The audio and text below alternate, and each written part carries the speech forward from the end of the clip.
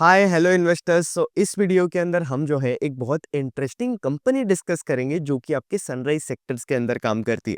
अब इस कंपनी की अगर मैं बात करूं तो ये कंपनी जो है ना आपके प्री इंजीनियर्ड बिल्डिंग्स वाले स्पेस के अंदर जो है काम करती है।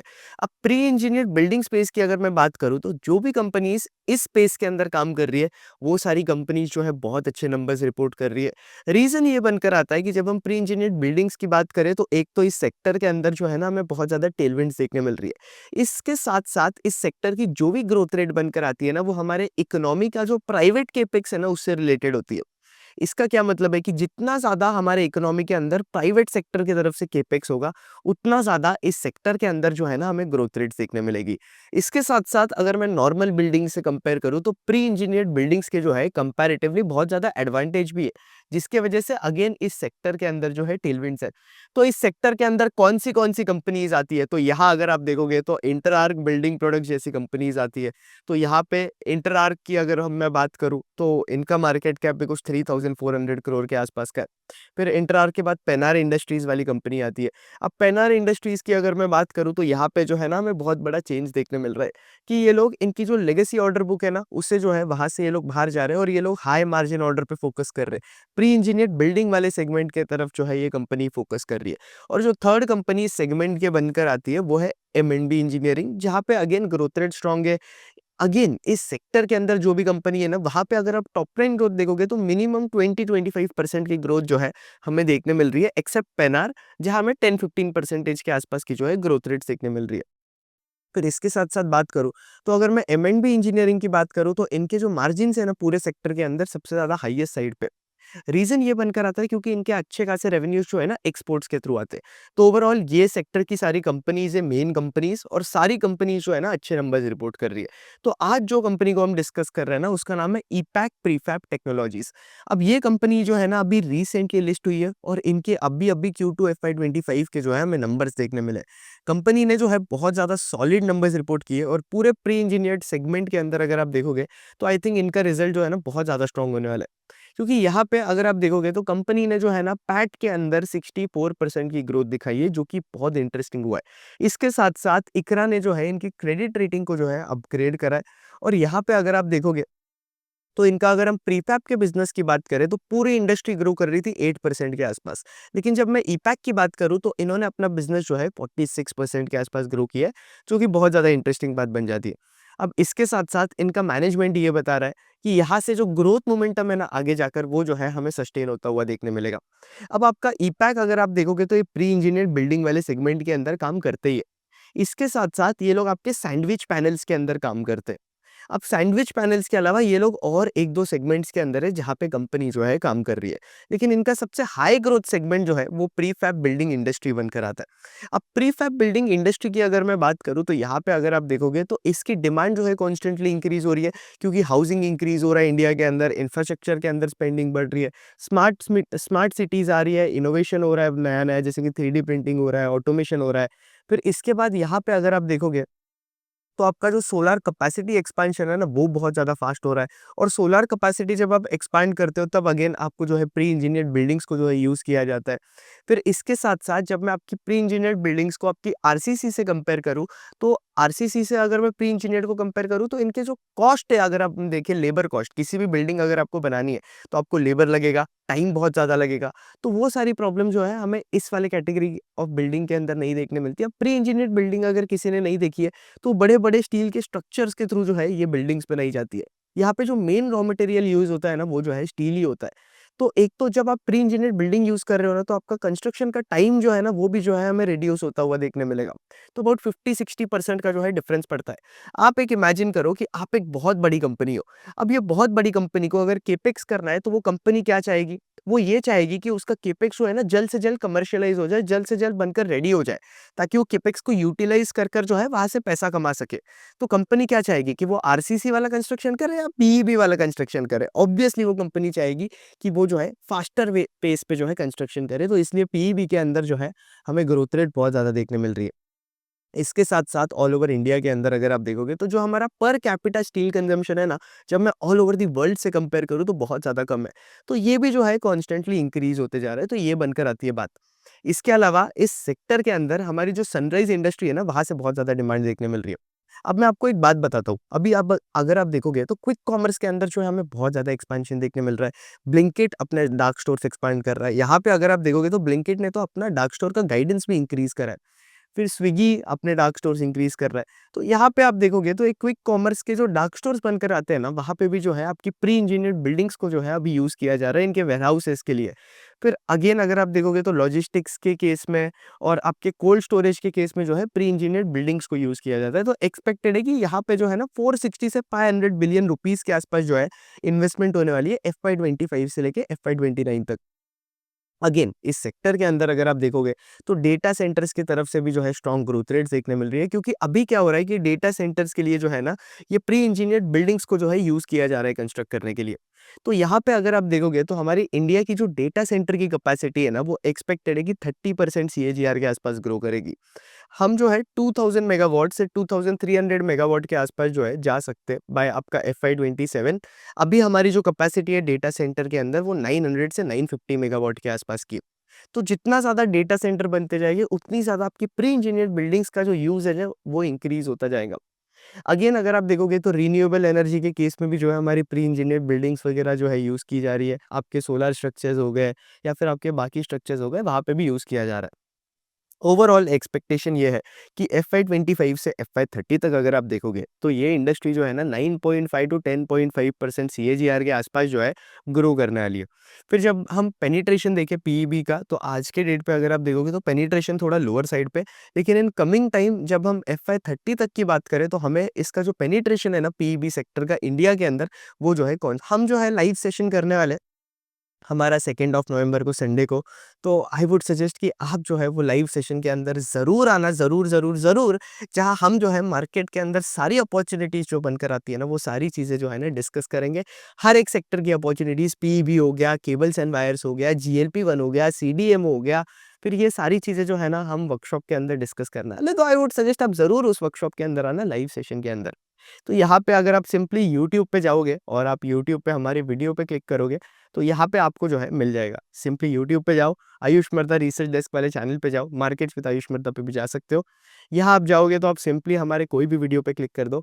वीडियो पे जब आप हमारे क्लिक करोगे, तो यहाँ पे कमेंट सेक्शन के अंदर जो है ना मैंने लिंक प्रोवाइड कर दिया है। तो यहाँ से आप पोर्टफोलियो एनालिसिस वर्कशॉप के लिए जो है रजिस्टर कर सकते हो। इस वर्कशॉप का प्राइस एज़ ऑफ नाउ कुछ भी नहीं है, 1499 रखा है मैंने, जिसका मैं आगे जाकर प्राइस इंक्रीज़ करूँगा। तो आपको पता है मैंने ज़ीरो टू हीरो के साथ क्या किया। तो जल्द से जल्द जो है इस वर्कशॉप को मिस मत करना, रजिस्टर कर लेना। बहुत सारी अपॉर्च्युनिटीज़ जो है, बहुत सारे सेक्टर्स के केस में जो है हम लोग डिस्कस करने वाले। लॉजिस्टिक्स, ज्वेलरी, रिटेल सब कुछ डिस्कस करेंगे मार्केट के अंदर जो है। और मैं जो है इस सेशन से आपको जो है अगले बुल रन के लिए रेडी करूँगा। और बॉटम्स अप कौन से सेक्टर के अंदर क्या अपॉर्च्युनिटी है, मेरे पोर्टफोलियो के अंदर कौन से स्टॉक्स है। क्योंकि मैंने अपना पोर्टफोलियो जो है ना बहुत ज़्यादा चेंज किया है इन लास्ट 6 मंथ्स। बहुत सारी अपॉर्च्युनिटीज़ मैं नए पोर्टफोलियो के अंदर चांस दे रहा हूँ नई कंपनीज़ को।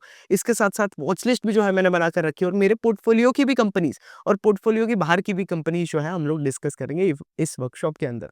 तो ज़रूर आना, लाइव बैठेंगे 2nd ऑफ नवंबर संडे को। जल्द से जल्द रजिस्टर कर देना। इसका प्राइस अभी सिर्फ 1499 रखा है मैंने। इसका प्राइस मैं आगे जाकर जो है 1999 भी कर दूँगा। तो जल्द से जल्द रजिस्टर कर देना, और रिकॉर्डिंग इस सेशन की आपको लाइफ टाइम मिलेगी। इसके साथ-साथ ज़ीरो टू हीरो का भी मैं लिंक दे रहा हूँ वहाँ पे, तो आप ज़ीरो टू हीरो के लिए भी रजिस्टर कर सकते हो। ज़ीरो टू हीरो अगर आप देख के आ रहे हो इस सेशन के लिए तो बहुत अच्छी बात है। नहीं भी आ रहे हो तो भी आपको इतनी ज़्यादा बैकग्राउंड की ज़रूरत नहीं है इस सेशन के लिए, लेकिन स्टिल ज़ीरो टू हीरो का सेशन जो है आपको देखना ही है, क्योंकि इस सेशन के अंदर जो वैल्यू मिलती है ना आपको बॉस, वो बहुत ज़्यादा अनलिमिटेड है। तो 20 आवर्स के अंदर आप सीखते हो कि यार कौन से सेक्टर के अंदर आपको क्या ट्रैक करना है, कौन से सेक्टर के अंदर किस तरीके की चेकलिस्ट होती है जो कि हमें एज़ इन्वेस्टर जो है देखना चाहिए, ताकि आप कोई भी सेक्टर की कंपनी को जो है एनालाइज़ कर पाओ, वैल्यूएशंस वगैरह जो है आप खुद कर पाओ, कौन कॉल डिकोड कर पाओ, मेगा ट्रेंड जो है आप लोग डिकोड कर पाओ, डॉट्स वगैरह जो है आप आपके दिमाग के अंदर सारे कनेक्ट कर सकते हो। क्योंकि एट द एंड डेटा जो है अभी कमोडिटी है, एआई सबके पास है, सबके पास डेटा है। लेकिन डॉट्स कनेक्ट करते आना जो है हमें एज़ इन्वेस्टर पता होना चाहिए। तो ज़ीरो टू हीरो के अंदर मैं जो है आपका पूरा फाउंडेशन बिल्ड किया हुआ है मैंने। तो आई वुड सजेस्ट कि आपको ये वर्कशॉप जो है ज़ीरो टू हीरो देखना ही है। इसका जो वैल्यू है बॉस वो बहुत ज़्यादा अनलिमिटेड है और यहाँ पे अगर आप देखोगे तो वैल्यूएशन भी जो है आपको सीखने मिलती है। तो हर एक चीज़ इक्विटी रिसर्च से रिलेटेड आपको ज़ीरो टू हीरो के अंदर सीखने मिलेगी और मार्केट अपॉर्च्युनिटीज़ के अंदर हम डिस्कस करेंगे कि कब आपको स्टॉक्स के अंदर पोजीशन ऐड करनी चाहिए, कब कट करनी चाहिए, मैं किस तरीके से अपना पोर्टफोलियो मैनेज करता हूँ और इसके साथ-साथ मैंने क्या-क्या एडिशंस किए हैं, क्या-क्या अपॉर्च्युनिटीज़ है, तो सारी लेटेस्ट चीज़ें, सारी कंपनीज़ को जो है हम डिस्कस करेंगे। मिस मत करना कोई भी सेशन, कॉन्स्टेंटली इंक्रीज़ होता हुआ देखने मिलेगा। तो अभी 3 टू 5% के आसपास का है, जो कि हमें 5 टू 7% के आसपास का जो है पेनिट्रेशन इंक्रीज़ होता हुआ देखने मिलेगा। फिर इसके बाद अगर मैं बात करूँ तो पीईबी के अंदर एक और बहुत बड़ा शिफ्ट हमें देखने मिल रहा है। ऑल ओवर द सेक्टर के अंदर ये हमें देखने मिल रहा है, रिटेल के अंदर भी हमें ये देखने मिल रहा है, ज्वेलरी रिटेल के अंदर भी देखने मिल रहा है, कंस्ट्रक्शन के अंदर भी यही देखने मिल रहा है कि अनऑर्गेनाइज़ से चीज़ें जो है ना ऑर्गेनाइज़्ड की तरफ शिफ्ट हो रही है। तो यहाँ पे अगर आप देखोगे तो एफवाई 19 के अंदर अनऑर्गेनाइज़ सेगमेंट जो है 60-65% के आसपास का था, जो कि एक्सपेक्टेड है कि एफवाई 30 तक जो है ना 48% के आसपास चल जाएगा। तो ये भी एक बहुत बड़ा रीज़न है इस सेक्टर की टेलविंड्स के लिए। फिर इसके साथ-साथ जब मैं ईपैक की बात करूँ, तो जब मैं पेनार जैसी कंपनीज़ की बात करूँ तो ये लोग अगेन उनका दूसरा सेगमेंट भी है। एम&बी की भी बात करूँ तो वो लोग भी जो है 2 सेगमेंट के अंदर काम करते हैं। एक वो रूफिंग सॉल्यूशंस भी प्रोवाइड करते हैं और वो अगेन प्री इंजीनियर्ड बिल्डिंग्स के अंदर भी है। इंटरआर्क एक कंपनी है जो कि सोल्ली आपके प्री इंजीनियर्ड बिल्डिंग्स के अंदर काम करती है अगर आप देखोगे तो। इंटरआर्क भी जो है एक बहुत इंटरेस्टिंग कंपनी है जहाँ अगेन ग्रोथ रेट जो है ना इस कंपनी के भी बहुत ज़्यादा स्ट्रॉन्ग आ रहे हैं। तो ये सोनली पीईबी के अंदर काम करती है, तो ये भी एक इंटरेस्टिंग कंपनी है, इन्हें भी अच्छे खासे ऑर्डर्स मिल रहे हैं और ईपैक जो है ना उसी तरीके से आपके प्रीफैब मॉड्यूलर स्ट्रक्चर मार्केट के अंदर काम करती है और ये लोग आपके सैंडविच पैनल्स बनाते हैं। तो ये भी मार्केट एक्सपेक्टेड है कि 9 टू 11% सीएजीआर के आसपास ग्रो करेगा एफवाई 30 तक और इनका जो प्रेजेंस है ना अगर आप देखोगे तो वो कॉन्स्टेंटली इंक्रीज होते जा रहा है। ये भी जो है बहुत ज़्यादा फास्ट ग्रो कर रहा है क्योंकि ये आपके जो सैंडविच पैनल्स हो गए या मॉड्यूलर स्ट्रक्चर हो गए, ये कहाँ यूज़ होते हैं? आपके फार्मा सेक्टर के अंदर, आपके ई-कॉमर्स सेक्टर के अंदर दैट इज़ आपके बड़े-बड़े डार्क स्टोर्स वगैरह हो गया, फिर आपके लॉजिस्टिक्स सेगमेंट के अंदर जो है ये सारी चीज़ें जो है यूज़ की जाती है। इसके अलावा डेटा सेंटर्स के थ्रू भी जो है इन्हें अच्छी खासी डिमांड आ रही है।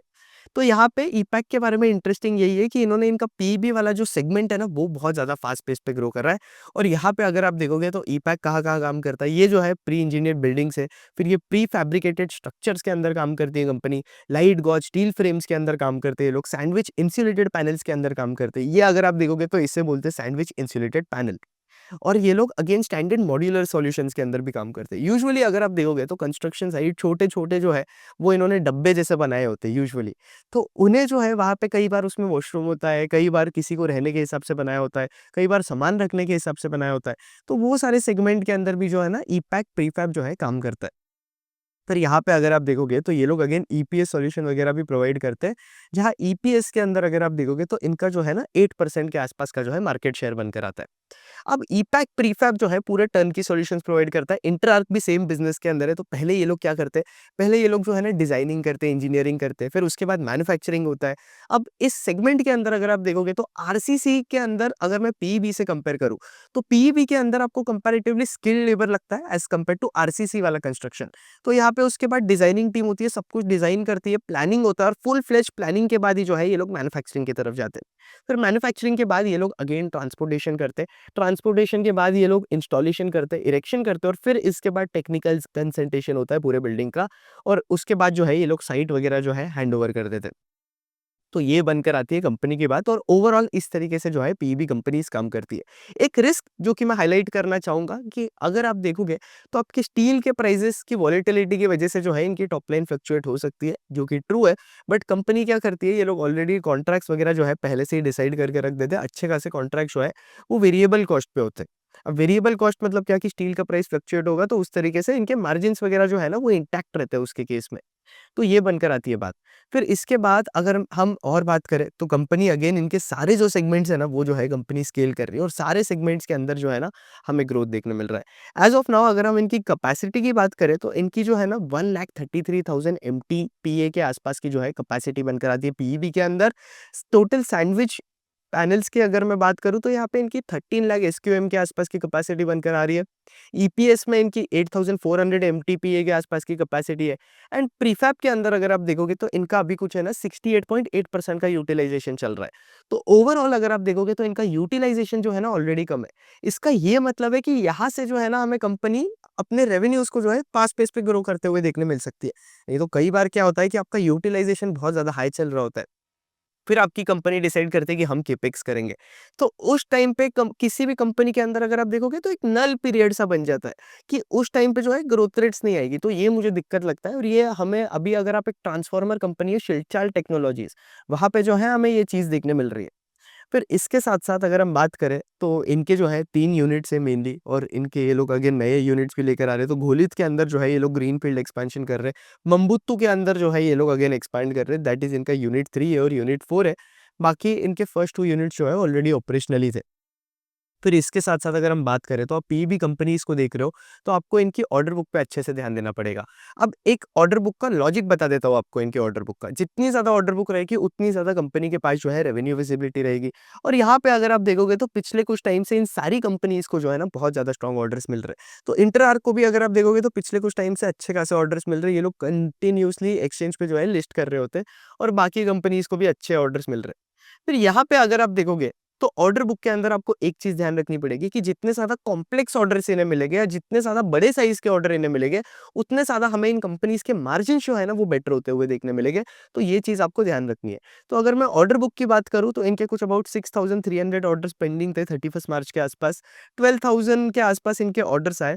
फिर यहाँ पे अगेन अगर आप देखोगे तो 9,532 मिलियन के आसपास जो इन्होंने ऑर्डर एग्जीक्यूट किए और अभी इनके ऑर्डर बुक पेंडिंग की अगर मैं बात करूं तो 9,160 आपका 60 मिलियन के आसपास के जो है ऑर्डर्स पड़े हुए। तो यहाँ पे आप देखोगे तो 916 करोड़ रुपीस के आसपास जो है कंपनी के पास ऑर्डर पड़े हुए। फिर इनको अच्छे खासे बड़े-बड़े ऑर्डर्स मिले आपके प्रीमियर एनर्जी की तरफ से, रेज़ॉन के वजह से और रॉयल एनफील्ड की तरफ से। अगेन अगर मैं बात करूँ तो ऑर्डर बुक जो है कंपनी की हेल्दी है। अगर मैं बाकी कंपनीज़ से भी कंपेयर करूँ तो ऑर्डर बुक मिक्स जो है कंपनी का अच्छा है। फिर अब ग्रोथ रेट्स की बात करूँ तो यार इनके नंबर जो है H1 FY26 के बहुत ज़्यादा स्ट्रॉन्ग आए। जहाँ कंपनी के मैक्सिमम रेवेन्यूज़ अगर आप देखोगे तो प्रीफैब से ही आ रहे हैं और ईपीएस अगर आप देखोगे तो ईपीएस से इनके ज़्यादा रेवेन्यूज़ नहीं आ रहे। 15-20% के आसपास रेवेन्यूज़ जो है हमें ईपीएस से देखने मिलते हैं।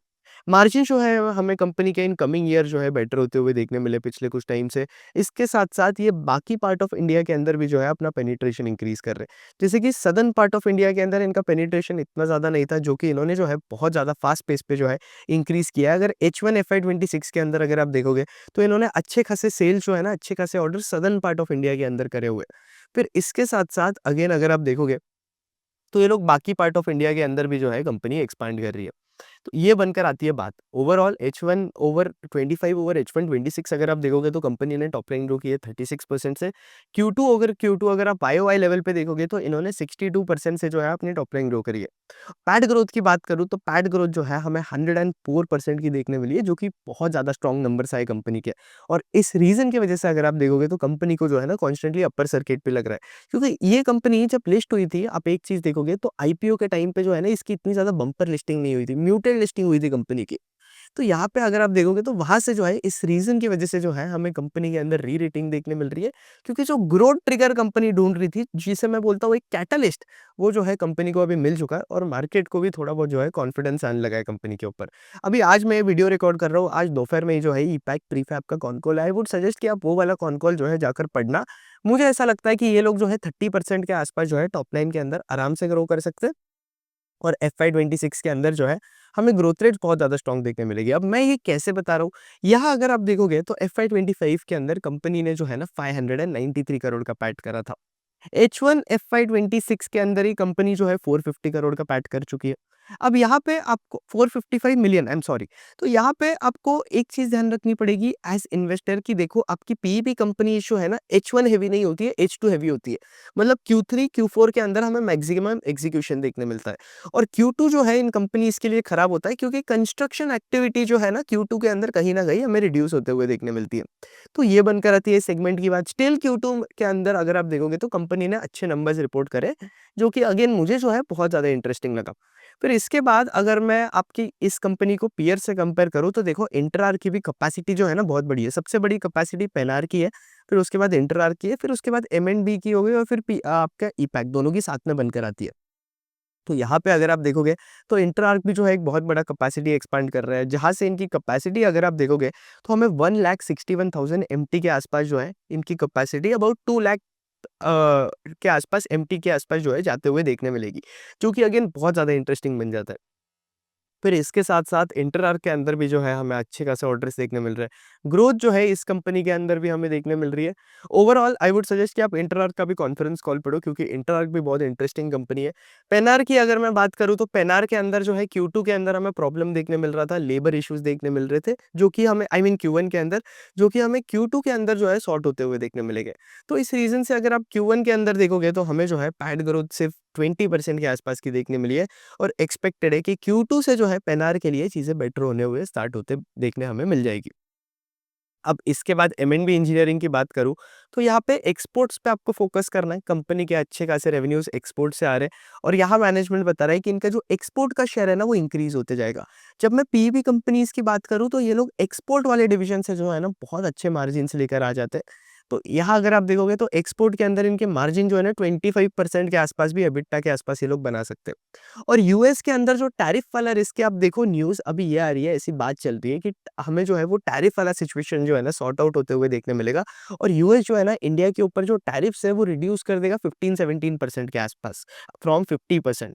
तो अगर ये हो जाता है तो अगेन इन कंपनीज को जो है बहुत ज़्यादा फायदा होगा इनके बिजनेस पे और ओवरऑल ये लोग इतना ज़्यादा इम्पैक्ट नहीं हो रहे थे। ये लोग सारे कॉस्ट जो है अपने कस्टमर को पास ऑन कर रहे थे और ओवरऑल स्टिल ये जो यूएस के जो प्लेयर्स है ना, उनसे भी जो है कॉम्पिटिटिव बनकर आ रहे थे जब हम इंडियन प्लेयर्स की बात करें। लेकिन अगर आप देखोगे तो अगर टैरिफ रिड्यूस हो जाता है तो हमारे जो इंडियन प्लेयर्स हैं ना, वो और ज़्यादा कॉम्पिटिटिव हो जाएँगे इस स्पेस के अंदर, जो कि अगेन इंटरेस्टिंग हो सकता है। फिर एम&बी इंजीनियरिंग भी इंटरेस्टिंग कंपनी है, तो मैं वही बोल रहा हूँ कि ये पीईबी सेक्टर जो है ना, एक सनराइज़ सेक्टर है, जो कि अगेन इस सेक्टर की सारी कंपनीज़ जो है आपको ट्रैक करनी चाहिए। और तो मुद्दे की बात करूँ तो क्या हमें इस सेक्टर के अंदर जो है री-रेटिंग देखने मिल सकती है क्या? हाँ, हमें इस सेक्टर के अंदर जो है री-रेटिंग देखने मिल सकती है। अगर सारी कंपनीज़ का जो एग्ज़ीक्यूशन है ना, वो इसी तरीके से चलता रहा, तो आपको एज़ इन्वेस्टर जो है, यहाँ पे टॉप लाइन ग्रोथ क्या आ रही है, मार्जिन्स इन कंपनीज़ की किस तरीके से स्केल हो रहे हैं, इन्हें ऑर्डर बुक क्या मिल रही है, ऑर्डर्स इनके किस तरीके से आ रहे हैं, कितने ज़्यादा ऑर्डर्स जो है इनके पास देखने मिल रहे हैं, लार्ज साइज़ ऑर्डर आ रहे हैं, स्मॉल साइज़ ऑर्डर आ रहे हैं, एक्सपोर्ट्स के अंदर ये कंपनीज़ किस तरीके से स्केल करती है, ये सारी चीज़ें जो है ना आपको एज़ इन्वेस्टर जो है ट्रैक करनी पड़ेगी। अब मैक्सिमम कंपनीज़ अगर आप देखोगे तो यार 30 से 35 के आसपास ही जो है इनका पीई है, तो यहाँ से ग्रो करने का पोटेंशियल जो है 30-35 के पीई से बहुत ज़्यादा पॉसिबल है। री-रेटिंग हो सकता है, सेक्टर जो है 40 के पीई के आसपास भी जा सकता है, अगर हमें जो है ये एग्ज़ीक्यूशन देखने मिलता रहे सारी कंपनीज़ के अंदर। और H2 के अंदर अगेन ये सारी कंपनीज़ H2 हेवी होती है, तो H2 के अंदर जो है हमें स्ट्रॉन्ग नंबर्स देखने मिल सकते हैं, तो उस हिसाब से ये कंपनी जो है अपनी गाइडेंस भी एक्सीड कर सकती है, अगर इस तरीके का हमें जो है एग्ज़ीक्यूशन दिखता रहा कंपनीज़ के अंदर कंटिन्यूअस। तो हाँ, री-रेटिंग का पोटेंशियल जो है सेक्टर के अंदर बनकर आता है। आई वुड सजेस्ट कि आप इस सेक्टर को जो है ज़रूर आपके ट्रैकिंग लिस्ट के अंदर रखो क्योंकि पीबी सेक्टर जो है ना, हमारे इंडिया का जो है एक सनराइज़ सेक्टर है और अगर इस तरीके का एग्ज़ीक्यूशन हमें देखने मिल रहा है कंपनीज़ के अंदर, तो चीज़ें जो है इस सेक्टर के लिए बहुत इंटरेस्टिंग बन जाएगी। क्योंकि वैल्यूएशन वाइज़ मैं बोलूँ तो बहुत ज़्यादा एक्सपेंसिव साइड पे ये कंपनीज़ नहीं आती है। हाँ, हिस्टोरिक मल्टीपल्स अगर आप देखोगे, तो कंपैरेटिवली थोड़े चीपर साइड पे थे।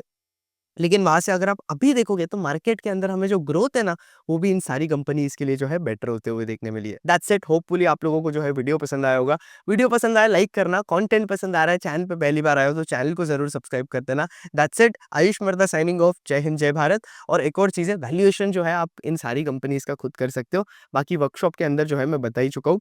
एक बार अगर मैं कंक्लूड करने के लिए आपको एक बार बात कर दूँ, तो यहाँ अगर आप देखोगे तो वैल्यूएशन वाइज़ अगर मैं बात करूँ तो सारी कंपनी जो है ना लगभग 30 के पीई के आसपास ट्रेड कर रही है। इंटरआर्क के केस में भी हमें यही देखने मिल रहा है, ईपैक के केस में भी हमें यही देखने मिल रहा है। अब यहाँ पे आपको देखनी है कि ग्रोथ कहाँ हमें देखने मिल रही है, मार्जिन एक्सपेंशन हमें कहाँ देखने मिल सकता है, ये सारी चीज़ें जो है देखनी है। अब पीईबी सेक्टर के ऊपर मैंने एक वीडियो कवर कर रखा है, एक्स के ऊपर अगर आप जाओगे तो आपको मिल जाएगा, यूट्यूब पे भी आपको मिल जाएगा मार्केट्स विद आयुष मर्दा वाले चैनल पे। तो आई वुड सजेस्ट कि आप वो वाला वीडियो भी जो है ज़रूर जाकर देखना। दैट्स इट, आयुष मर्दा साइनिंग ऑफ। जय हिंद, जय भारत।